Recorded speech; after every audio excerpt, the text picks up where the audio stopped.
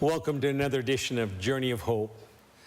Exciting stories of people that have been not only survivors, but thrivers. Our special guests today are from northern Alberta, just north of Calgary, Fran and Jerry Vita, that have a very fascinating story to share. It's good to have you here. Jerry, let's start with you. Tell us a little bit about who you are, where you're from, and we'll introduce your wife here and have her tell us a little bit about stuff. Where are you from? Well, actually, I was born in Hungary in 1942. In Hungary? And we escaped after the 1956 Hungarian Revolution. And my family and I went to Canada. So I went to school in Canada and eventually joined the Army, Canadian Army. And I spent 37 years in the Canadian Army. In the Canadian, what were you doing? Yes. Well, I was a paratrooper, infantry officer. Paratrooper. Made a few jumps then? Yes, I did. How many? Total 3,069. Wow, jumps, yeah. Good for you. And yes. So then you and Fran, I understand, have been married almost 40 years? It'll be 40 years in January coming. And both of you have some children from a previous marriage? Yes, we have. I have 3, and my wife Fran has 2 children, a boy and a girl. And I have a set of twins, boy and a girl, and another boy. And where are they? They live in Canada, of course. My older boy and his family of his wife and 3 children live in Red Deer, Alberta. Okay. The other boy is up in Edmonton, Alberta, and they have 3 children, a set of twins, boy and a girl. Wow. Also. And, so how many grandkids then? Well, I guess we have 10. Wow, congratulations. That is great. It is. Okay, Fran, where are you from? Well, I was born in Alberta, and I've lived there all my life, except for a couple of years when we were posted to Victoria, BC, British Columbia. But yeah, that's where I'm from. Okay, so you guys got married 40 years ago. Where were you living at the time? In Edmonton, Alberta. And I was stationed in Edmonton. The military there? Yes, I was, yes. And you happened to be in Edmonton, or where'd you guys meet? We met on a blind date. A blind date? On Halloween. On Halloween. A trick or treat, and you got treated, or was it a trick? There was a trick. Yes, it was, yeah. When I came into the sergeant's mess, there was a coffin in the foyer, and in the coffin they had it open, and there was a guy laying there, and they said he had died on a jump. That day. That parachute on a parachute jump. And who was the guy? Oh, they just took turns when no one was looking.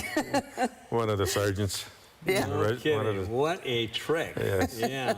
But that was over 40 years ago. Yes. That's right. And yes. so you were in the military most of the time then. How long ago did you retire? I retired in 1997. In 97. So, okay. And your military took 15. you all, your experience took you all around? You were a paratrooper? Yes. Active duty? Active duty the whole time. Where were you? Well, I spent time in the Middle East, several tours there, in Africa, a year tour there, and in the Western Sahara. Did 3 years in Germany. Well, I always thank forces. our military, whether they're from Canada or the United States, thank you for your service to the country and to the world. We really appreciate that. Thank you very much. Well, so you have 10 grandchildren, and how many kids between the 2 of you? 5. 5. Okay. And if I remember correctly, Fran, you were telling me one of your children had a problem really when it was born. Right. What kind of a problem was that?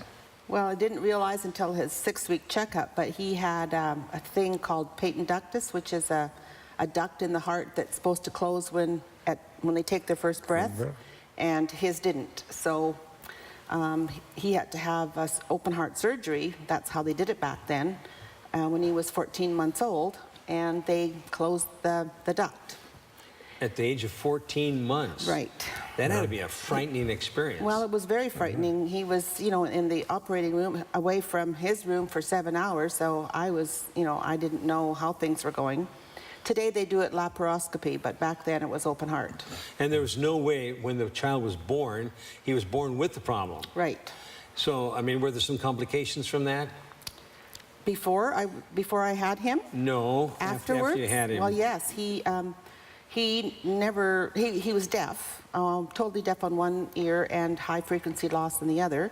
And he never spoke a word you could understand until I got him into a special school to learn to speak. So how did you know, at what point did you recognize that he had a problem? Well, when the kids are starting to talk, you know, at a year old, and he was making noises. He wasn't talking. Was he crawling and... Oh, yes, he did all that. His physical part is fine. Everything was fine. It's just that he has about a grade 4 reading ability. Wow. So it's been, from the very beginning, it was a challenge. Big time. It sure was. I mean, And it still is. And I, you know, that's what I worry about when, if, you know, my time comes, what's going to happen to him. Yeah. And how old is he now? 48. 48. And still very, very challenged. And where is he, in a home? Or? Oh, no, he has his own home, and he has a job, but he doesn't get really well paid because he has to do really strong physical labor, and so he's been working seasonal work because he, you know, gets into construction or something like that. So you've had the child all along? Oh, yes. You've had him all along. And so when the two of you got married, he was in the home then? He was with me, yes. Yeah, Still there, okay. Oh, yeah, he So you never was, helped raise him. we always took care of him. Yeah. Like we've always Okay. had him. So when you were married and you had all these kids, were any of the kids together with all of you when you first got married? Or some of them already gone? No, Oh, my no, they were kids all stayed just with their small. mom. They were all, okay. I think, you know, But we were all always fairly Together. close. our Yeah, children very are, close, yeah. if you take all 5, they're 2 years apart, basically, Yeah. except for the twins, of course. Okay. But, so my daughter was, when we got married, she was 6, my son was 8, his son was 9, and the twins were 12. Yep. Well, there used to be a movie called The Brady Bunch. That's right. That was you guys then, huh? All right. That's right. Very close. So you've been in pretty good health, except for some recent challenges, and you were in pretty good health. Now, I was, yes. all through the military, no problems? No, medical no problems. Okay. A broken leg here and there. And Yeah. So now Paratrooper. tell me what happened a few years ago. We're talking about your treatment about 5 years ago now. Yes, it was 5 years ago. So tell us what happened. You were doing fine, and what happened? Well, I was doing fine, and it came out at my annual medical, one of my annual medicals, that my elevated PSA was a concern to the doctor. And at that time, it Now, was... PSA, for the listening audience, yeah. that's just a measurement, okay? It's a blood test, a Yes, simple it's blood test. yeah, simple but blood it's very test. important. I mean, Yeah. it's an indicator. Yes. And it was, the numbers are, I think it was 4, 3.5 or 4. And so I decided that we're going to wait a little longer. Well, less than a year later, they're up to 11. So at that time, I was... So we're talking about 6 years ago from now, probably. Yes, okay? yes. At that time, my doctor recommended that I go in for a biopsy, prostate biopsy, and the biopsy came back. It was very aggressive, and I had a Gleason score of 9, which I don't know how you would Gleason explain. score, yeah, for the listening audience, you have a Gleason of 6, 7, 8, 9, and 10. Yes. And each one's a little bit more aggressive. And you had 9, so it's really 9. getting up towards the top of the line. Yes, and it what was. was your PSA at that point? 17. 17. So you had a higher PSA, a higher Gleason. A rapidly rising PSA. Okay. Yeah. All right. So what did they want to do? Well, my oncologist that I was referred to told me immediately that your treatment is going to be 45 sessions of photon radiation, and you'll go on 2 years of hormone therapy immediately.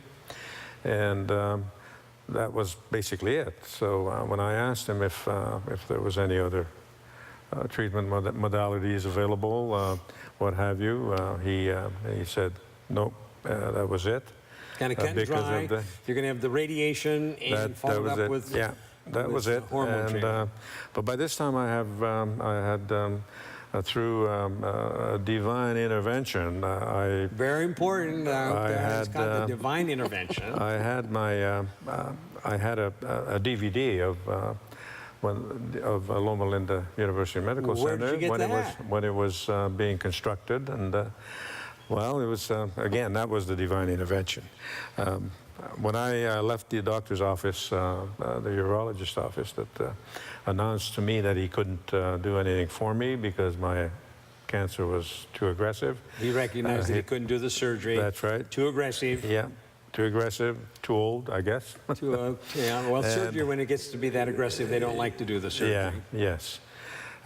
So on the way home... You left the doctor's office. I left well, the doctor was very abrupt. I wasn't very impressed.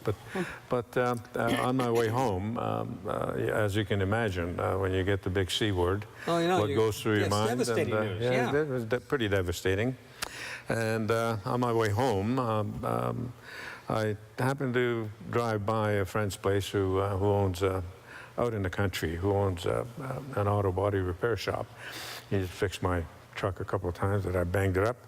And I popped in there just to say hello to Rod. And I told him I'm just coming from the doctors. And devastating news. I found out I got cancer. You stopped at an auto body shop. Auto body shop, just to visit this friend of mine. I suppose I wanted to stop just to kind of gather myself before I got home. Debrief. And, well, as soon as I mentioned to him that I had prostate cancer, he just reached over, pulled out a drawer, and out comes a Loma University Medical Center DVD in its case. At this auto body shop? The auto body shop in Canada. He handed it to me. He said, Jerry, my very good friend, a quarter-mile down the road, had his prostate cancer treated at this Loma University Medical Center 2 years ago. At an auto body shop. He gave me this DVD and told me to look at it because he felt that I was getting to be the age that I should be concerned about my... But he didn't know you just found out. No. Anyway, so he gave me the DVD, and he also mentioned to me that his friend would be more than happy to talk to me. He gave me his phone number, and with that, I went home. When we got home, Fran and I and a couple of grandchildren sat down and put the DVD on, and we watched the Proton Center being constructed. Oh, the construction video. Okay, yeah, very fascinating. Video. Yeah, it was. And that's how I came For our about, listening audience, that was in 1990. It was in 2008. I'm talking about when we built it. Yes, 1990. yes. We're coming up on our 25th anniversary. Yes. So you sat down and watched it. So then what? I mean, you're in Canada. We're down here in California. Yeah. Well, I felt that there wasn't really that much information on that DVD with regards to the treatment modality. It was the building construction, whatever. However, I kept in mind that my friend gave me his friend's phone number, who had been treated in Loma Linda. And I called him and the following morning, and yes, he was more than happy to see me. I jumped into my vehicle. He was in the local area. Oh, yeah. Oh, yes. I went to see him. His name is Tim Tarango. Okay. And he began to describe his experiences at Loma Linda, and it was looking very good as far as I was concerned. And on departure from his place, he handed me Bob Marchini's book, You Can Beat Prostate Cancer. He said, you read this. That book has been read by thousands upon thousands of people. Well, the first thing I did, I went home and I read that book cover to cover within, I don't know, a few hours. and I was fairly convinced that this was a treatment for me. Yeah, and that's how I came into contact with Loma Linda. What was your impression when you found out he had cancer? I've got a mechanism, I think, of when I hear something like that, I somehow put it to the back of my mind, and I wasn't scared. Almost detached. You're trying you're going to process this thing through. I did that with my son when he needed his surgery, and when my mom passed away, and this, I just have that. You have that ability. I guess I do. That is. I wasn't devastated. Maybe I knew it was going to be okay. I don't know. Yeah. Now, when you got the word, how was it to you? You have cancer. Well, it's aggressive. On my way home from the urologist office, the only thing that was going through my mind how I was going to face What you're going to do about it. reality, Yeah. what I'm going to do about it, and the possibility of Well, Loma, Lynn is a long ways away from Calgary. sure And is. you're north of Calgary. Yes. So does the Canadian government make provision for you to come down here? Unfortunately, no, because the Canadian or the provincial healthcare system insisted that they had the treatment for my case. But I felt that they didn't. Yeah, because so I they mean, did not have, you either had radiation, traditional radiation, or Yes. you could have cryo, or you could have surgery, but they didn't have the proton there. Yes. Having read Bob Marchini's book, I knew that that was the treatment that This I is needed. the way for you to Yes. come. So we're talking about 6 years ago, almost 5 years ago now. Yes. Yeah, over 5 No, years almost ago. Yeah. 6 in so, January. We'll come back and talk about your treatment, but let's talk a little bit about you, Fran. You had something more recently happen to you. And tell us what happened. Your health was fine. Yes, I was just carrying on, gardening and housekeeping and cooking like I liked all my hobbies. And I just complained, I guess maybe too much, that I was tired, and Jerry noticed it, but I just said, I'm getting old. Just attribute it to getting old. Yeah.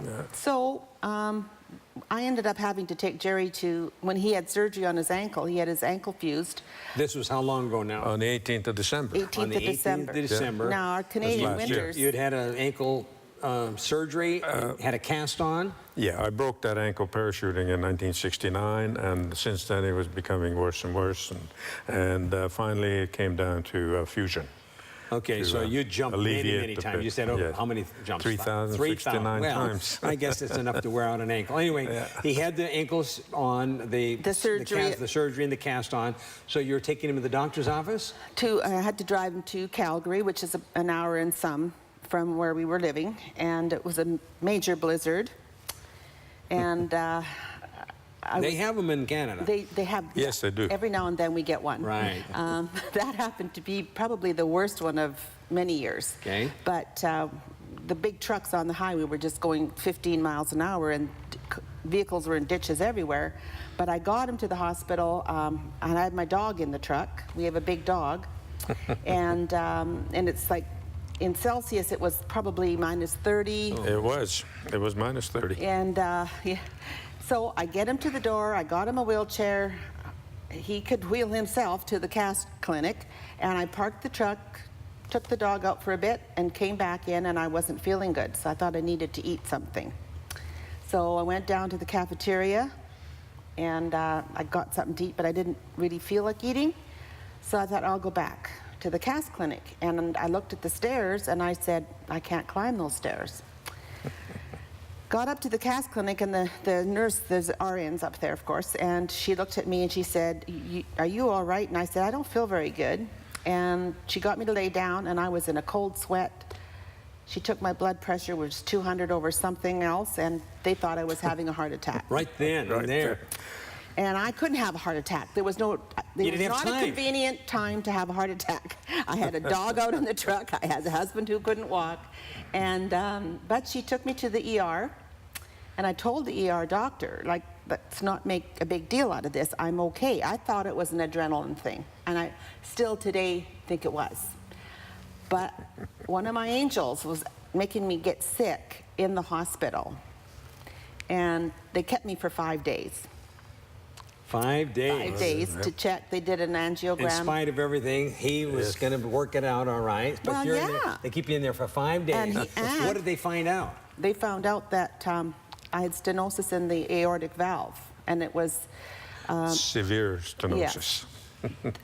they said it was, if you turned a water hose on and stepped on the water hose, that's how hard the heart was working to try to get the blood Trying through. to get it through. Right. Yeah. Wow. But back in the hospital, just to let you know what happened there, I conveniently lost the keys to the truck on the way to the ER. On top of The everything dog else, is in the truck. The dog's in the truck. He You lose can't the walk, keys. I and our couldn't phone walk. was dead. Now, on top of that, oh, stress. And the doctor said, "Don't worry, don't stress." I said, "Okay." Easy for you Yeah. to say. So they're in there for 5 days. So they finally diagnosed this problem. But is it critical where they need to go ahead and do something, or did they buy some time for you? Well, they bought time. It wasn't that they had to Go right then. Go right then. So I went home after 5 days. It was a very nice rest. And the kids took care of him. So that was good. So And we're talking about just a few months ago. this was in, in Well, December. this was in December All right. of last So- year. Yeah. All right. Just, We're yeah. almost Okay. a year now. About but, a year ago. Yeah, Okay. but then they got me in. I had to go through all kinds of other Additional steps testing. before.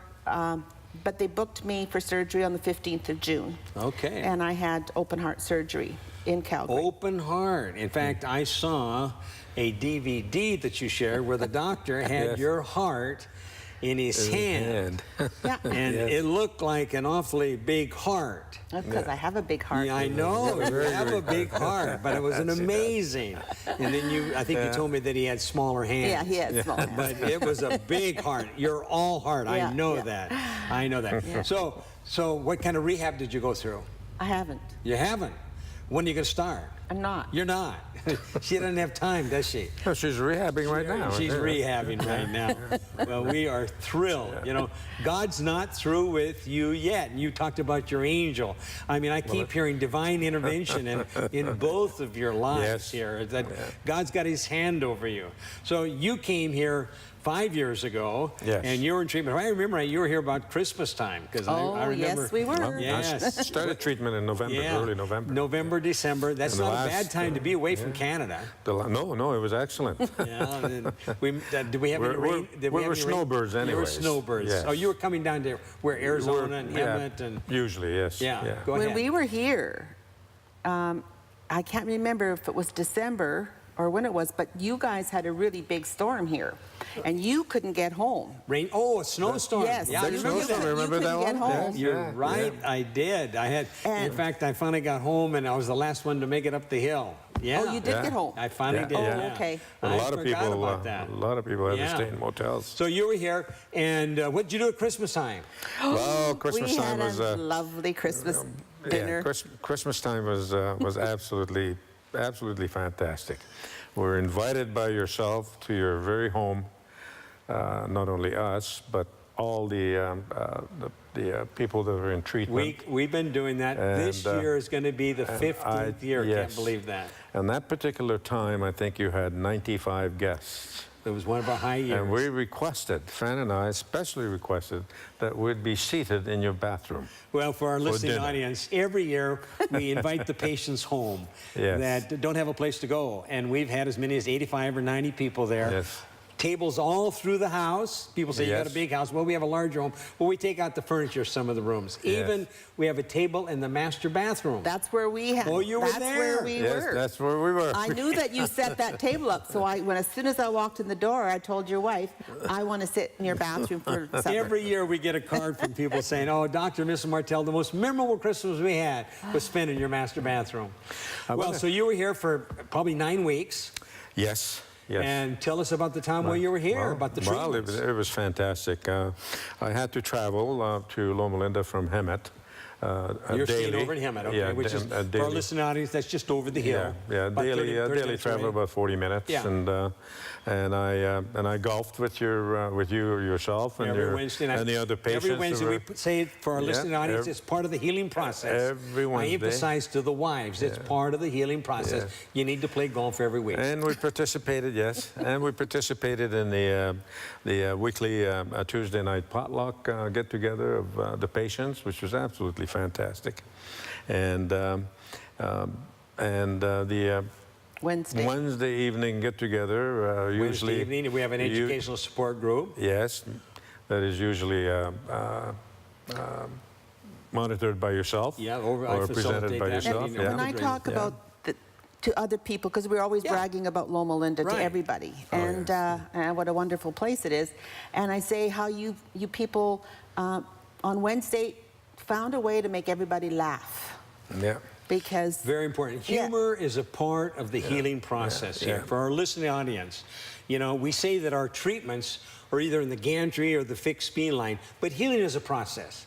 And the more people can get involved in that process, the better they are. And there's all kinds of scientific data about the role of humor in the healing process. Yes, there is. We try to get the people laughing. My foursome were standing on the tee, waiting to tee off on one of those Wednesday morning golf sessions, and someone was recounted a joke.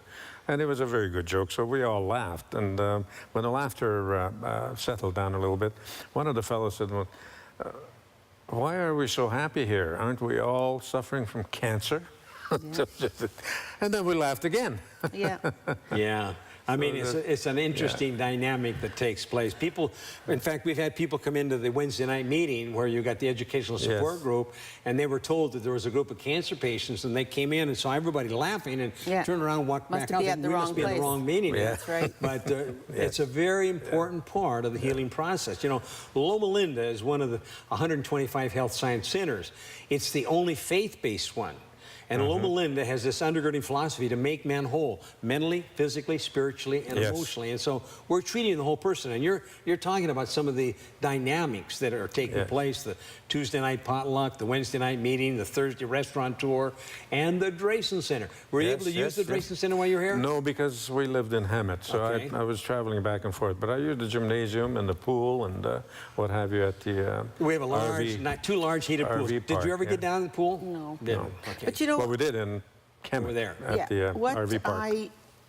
I've said to my friends just lately, how many people who've had cancer or cancer survivors want to go back to the cancer hospital to visit? Yeah. We did. Well, and many people do. This is our fourth or fifth time, sixth time. Fourth or fifth, yeah. Coming back. That's an interesting dynamic where cancer patients want to come back to the place where they were treated just to show up and relive the experience while they were there. Well, we went to a potluck last week. What would you tell the listening audience? And I want you to look right into the camera. What would you tell the listening audience if they've just been confronted with cancer? You know, it's not a death sentence. What would you tell them? Look into tell them. What would you tell them? Well, I would tell them to go into a very high-grade research about treatment modality, where to be treated. Not all doctors are godly. You have to do your own research and follow your heart. That's right. Anything you'd add, Fran? Well, I would say that you stand behind the person that has the cancer and support them, and don't be sad. They're going to make it, hopefully, and if they don't, well, they're going to a good place anyway. All right. Very, very good counsel. For our listening audience, you know, I'm Lynn Martell with Journey of Hope, and I want you to know that God's got a plan for your life. And every day we come through different things and different situations, different circumstances, but we need to look beyond and look up, because God's got a plan for your life. He'll take you, guide you, and direct you, put you in contact with other people that can open doors for you. So just listen to Him, listen to His voice, and give God a chance, because today is the beginning of a wonderful tomorrow. Trust in Him, and God will bless you.